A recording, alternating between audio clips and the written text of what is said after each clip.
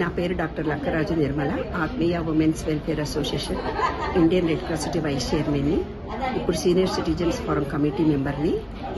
ఇప్పుడు మహిళలందరూ కూడా ఎలా ఉండాలి అని అంటే, కాలం మారిపోయింది. ప్రతి చోట అవమానాలే మహిళలకు జరుగుతాయి.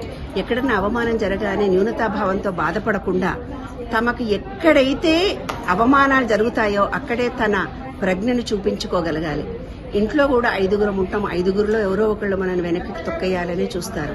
అయినా మనం ముందుకెళ్లి పిల్లలను పెంచి పెద్ద చేసి పెళ్లిళ్లు చేసి మన బాధ్యతను ఎలా సక్రమంగా నిర్వహిస్తుందో మహిళ, అలాగే బయటి రంగంలో కవిత్వం రాసినా, సాహిత్యం రాసినా, రాజకీయ రంగంలో ఉన్న ఏ కళల్లో మన మహిళలున్నా కూడా అక్కడ కూడా తొక్కేసేవాళ్ళు, మనం వెనక్కి నెట్టేసేవాళ్ళు చాలా మంది ఉంటారు.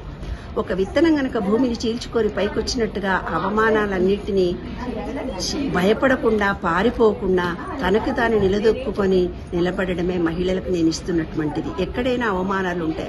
ఒక అవమానం తర్వాత తలదించుకొని పక్కకు పోకుండా, వాటిని లెక్క చేయకుండా ముందుకు వెళ్ళాలి. మనం మన కోసం చేసే పని మనతోటి అంతమవుతుంది. మనం 10 మంది కోసం చేసే పని శాశ్వతంగా నిలుస్తుంది. మహిళలందరూ ధైర్యంగా ముందుకెళ్ళండి, ధైర్యంగా జీవించండి. ఇదే మీకు ఇస్తున్నటువంటి సలహా.